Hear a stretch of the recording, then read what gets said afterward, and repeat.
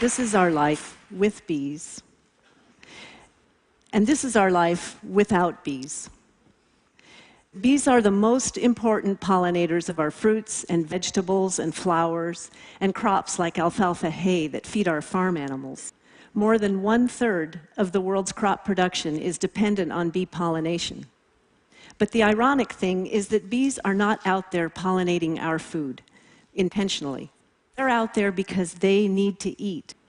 Bees get all of the protein they need in their diet from pollen and all of the carbohydrates they need from nectar. They're flower feeders.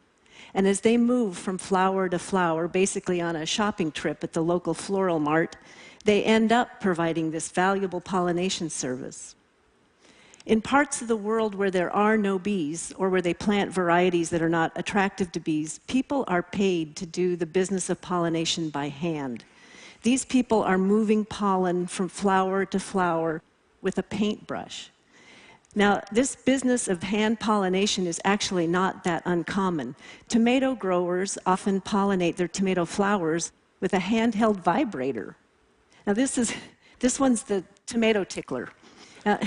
This is because the pollen within a tomato flower is held very securely within the male part of the flower, the anther.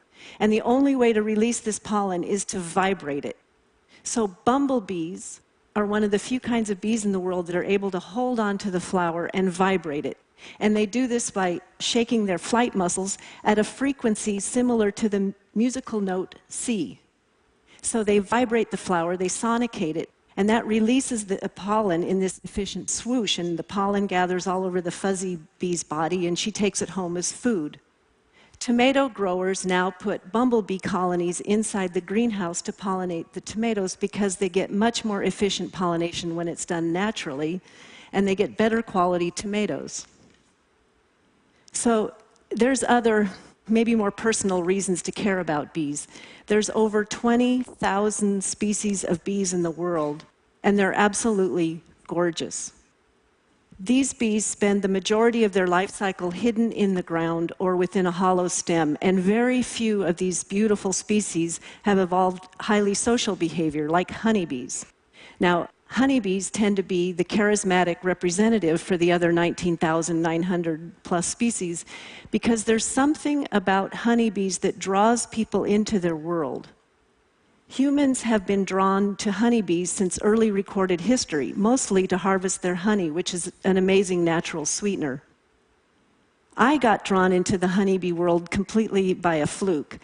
I was 18 years old and bored, and I picked up a book at the library on bees, and I spent the night reading it.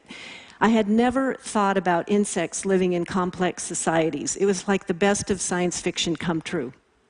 And even stranger, there were these people, these beekeepers, that loved their bees like they were family. And when I put down the book, I knew I had to see this for myself. So I went to work for a commercial beekeeper, a family that owned 2,000 hives of bees in New Mexico.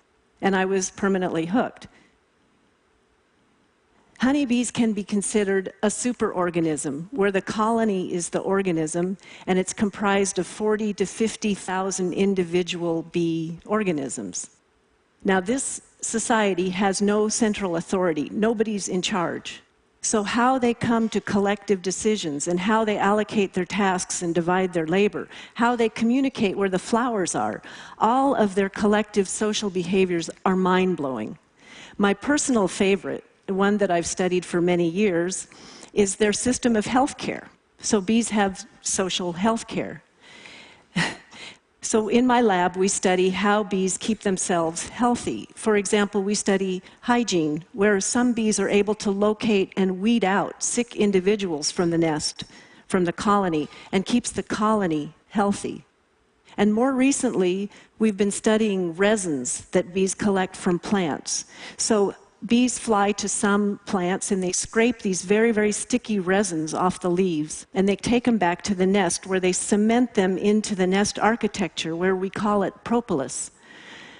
We found that propolis is a natural disinfectant. It's a natural antibiotic. It kills off bacteria and molds and other germs within the colony, and so it bolsters the colony health and their social immunity.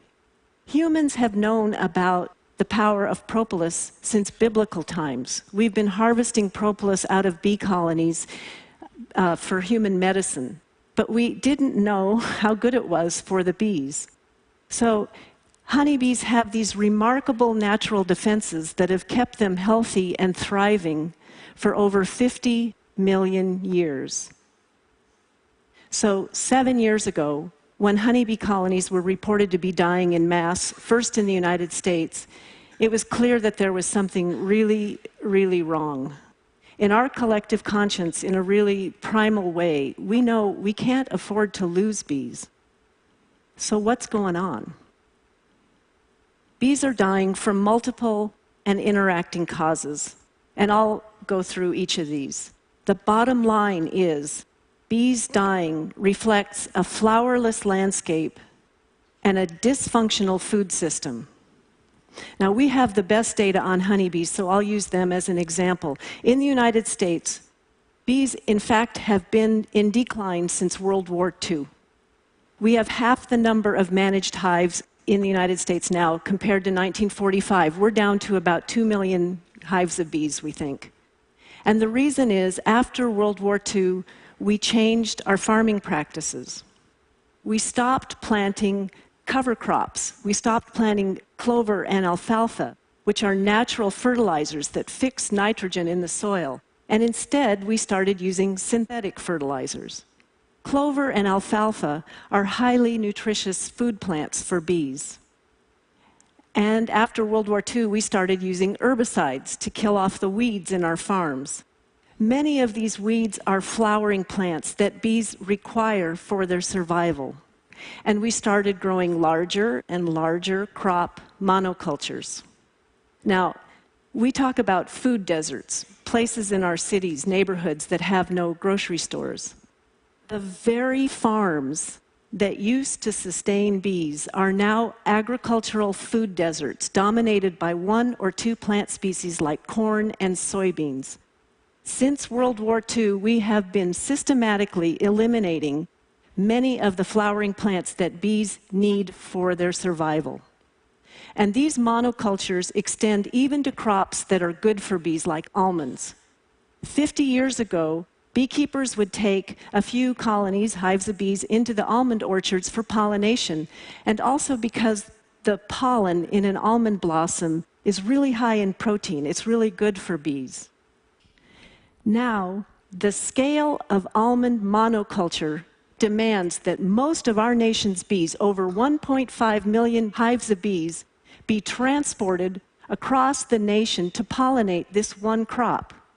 And they're trucked in semi-loads, and they must be trucked out because after bloom, the almond orchards are a vast and flowerless landscape. Bees have been dying over the last 50 years, and we're planting more crops that need them. There has been a 300% increase in crop production that requires bee pollination. And then there's pesticides. After World War II, we started using pesticides on a large scale, and this became necessary because of the monocultures that put out a feast for crop pests. Recently, researchers from Penn State University have started looking at the pesticide residue in the loads of pollen that bees carry home as food. And they found that every batch of pollen that a honeybee collects has at least 6 detectable pesticides in it. And this includes every class of insecticides, herbicides, fungicides, and even inert and unlabeled ingredients that are part of the pesticide formulation that can be more toxic than the active ingredient. This small bee is holding up a large mirror. How much is it going to take to contaminate humans? One of these class of insecticides, the neonicotinoids, is making headlines around the world right now. You've probably heard about it. This is a new class of insecticides. It moves through the plant so that a crop pest, a leaf-eating insect, would take a bite of the plant and get a lethal dose and die. If one of these neonics, we call them, is applied in a high concentration, such as in this ground application, enough of the compound moves through the plant and gets into the pollen and the nectar, where a bee can consume, in this case, a high dose of this neurotoxin that makes the bee twitch and die. In most agricultural settings, on most of our farms, it's only the seed that's coated with the insecticide. And so a smaller concentration moves through the plant and gets into the pollen and nectar. And if a bee consumes this lower dose, either nothing happens or the bee becomes intoxicated and disoriented, and she may not find her way home. And on top of everything else, bees have their own set of diseases and parasites. Public enemy number one for bees is this thing. It's called Varroa destructor. It's aptly named. It's this big blood-sucking parasite that compromises the bee's immune system and circulates viruses. Let me put this all together for you.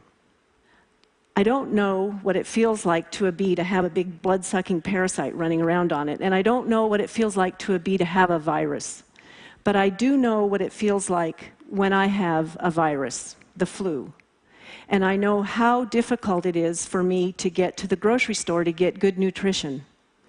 But what if I lived in a food desert? And what if I had to travel a long distance to get to the grocery store, and I finally got my weak body out there, and I consumed in my food enough of a pesticide, a neurotoxin, that I couldn't find my way home? And this is what we mean by multiple and interacting causes of death. And it's not just our honeybees.